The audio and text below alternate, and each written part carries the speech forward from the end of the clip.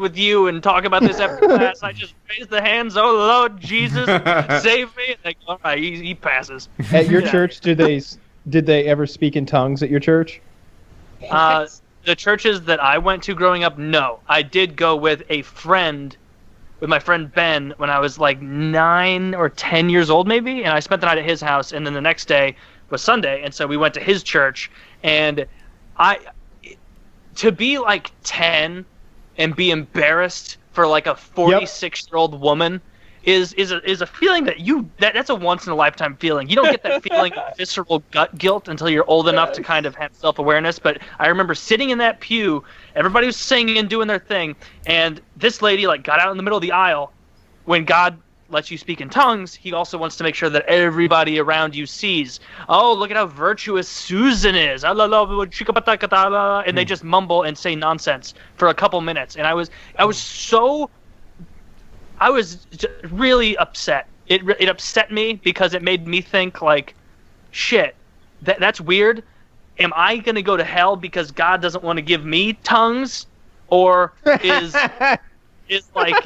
this made up? Is this the bullshit? And am I right at my church? Or like, is my church wrong because people aren't jumping up and, saying supercalifragilisticexpialidocious dancing around in the aisle? Yeah. And so that's like, as a kid, that's confusing because you haven't figured out that it's all bullshit yet.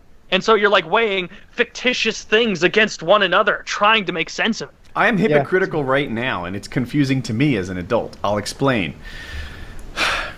If I see a church that like wants your money, that's always like taking your money. We tried to go to a church when Hope was young, and they're like, oh, step one to joining our church is to give us access to your bank account. We'll make a bunch of direct withdrawals on us. Yeah, they'll start tithing like on a schedule and whatever. And if your church gets really fucking money hungry, then I'm like, no, this is horseshit. This church is just kind of a thief thing. On the other hand, if your church is in a strip mall and doesn't have like nice facilities, I will also look down on that church. I want you to have a pretty impressive building, so I know you're a legit organization that doesn't ask for money. You'd have a flat screen and a lobby and probably a Keurig machine. God damn it! yeah. Dude, I need something gold, some statues. If Jesus isn't hanging from a cross made out of real fucking wood, I don't want no paper mache Jesus. What the hell is that all about? No, I want a wooden cross made out of railroad ties, or you don't have a real church. But if you ask for money, you don't have a real church. I got really uncomfortable. Go for it, Taylor. No, you're all up. Oh, no, I was just saying that, like, I always, like, talking about that, like, pit of guilt. Like, my mom is super religious, and so I had to go to church every single Sunday until I was 18. And, like, I would get super excited whenever I had a soccer game on Sunday. Because, like, it was Christian, Catholic, and so it was a nice church, too. But my mom did pay the 10%, and as soon as I learned that, and I was, like, 14, I was, like, it kind of, like, hit me. I was, like, you're paying how much to the church just to fucking go? Like, what's the matter with you, woman? I thought they were paying us. Like, honestly, we get snacks at the end. Are you paying for all of the snacks every Sunday? Like, I mean, and like the whole, like, I appreciate what religion might have instilled upon me in beliefs, but the whole thing, like, when you go through the Our Father and everybody's monotonely, like, praying to Jesus at the same time, and in the voice, I'm looking around, I'm like, guys, I watched a documentary on Hitler. Like, this is the same shit. Like, everybody's doing the same shit. It creeps me out. It's weird. Dude, Catholicism, like, I felt just like going to that really religious, whatever the hell kind of church with Ben that day and seeing somebody speak in tongues was weird.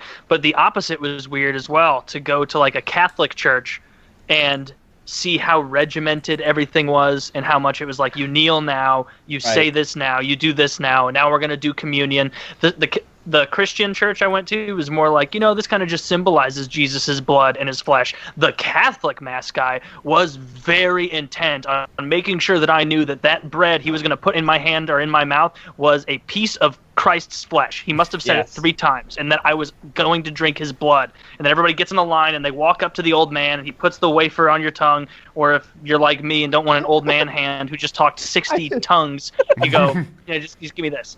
I just imagine this really intense guy, all red-faced in the front of the room. Everybody, all the boys are kneeling with the little cracker on their tongue. He hasn't let them eat it yet, and he's just screaming, "This is not a metaphor. This is really his.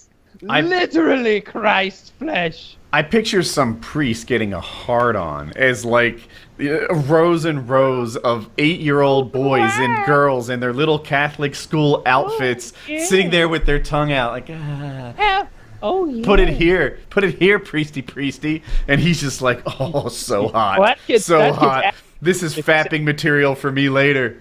What were you saying, Kyle?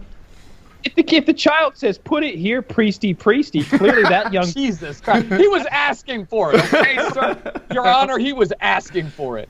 I just, dude, I don't know. Something about the put this cracker on my tongue and the cum shot face are pretty much the same.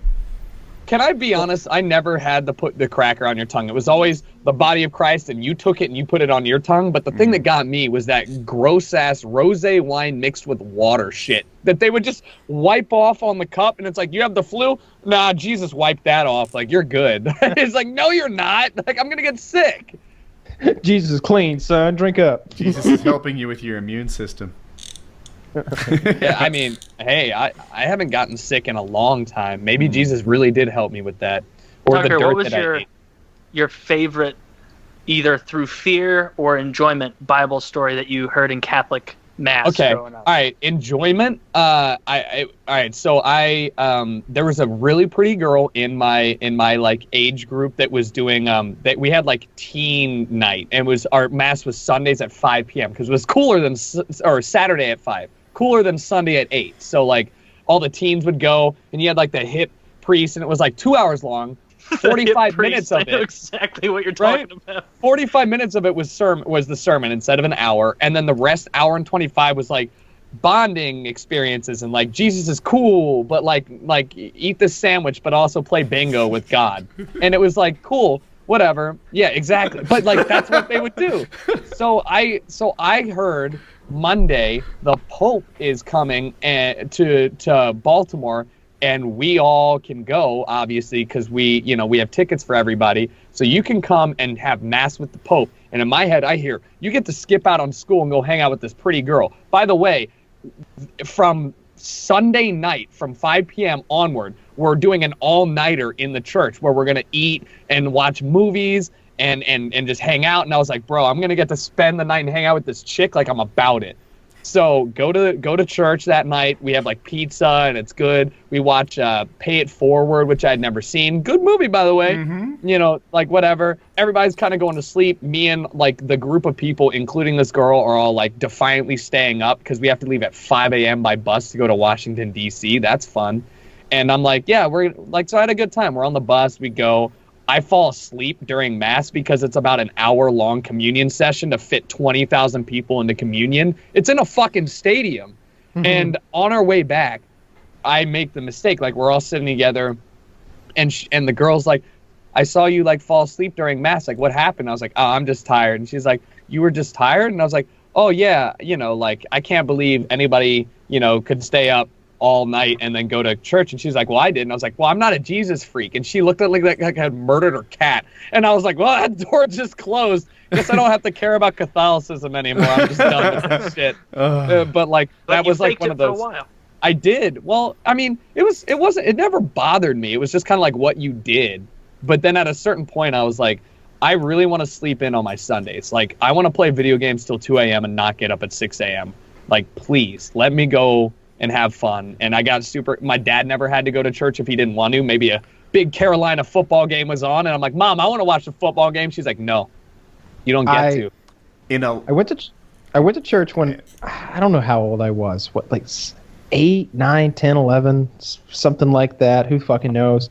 But I just remember like being in that Sunday school class, and our Sunday school teacher for my age group was in a wheelchair. And so that meant that she really had a hard time controlling that group of Is she kids. Gonna wheel over and smack you? She couldn't. So it was just a madhouse. Couldn't learn anything in there. And then the services were just, I hated it so much. And those old guys would stand up and start speaking in tongues. They just close their eyes and hands in the air and shadarundak, What churches did you guys go to? I never had any of that. And I'm just like, and he'd go on like this shouting, and it's not like, everybody just kept going, oh, shout his name. Like, no, like, we're all just looking at this motherfucker as he, like, la la la la la la, run back. Like, we're gonna, and I'm listening closely, like, maybe there's something to be made of this. Like, like, is this Latin? Should someone be writing this down? That's what I wanted to say. Like, if anyone here doesn't know that this is bullshit right now, why the fuck aren't you all writing this down as fast as you can?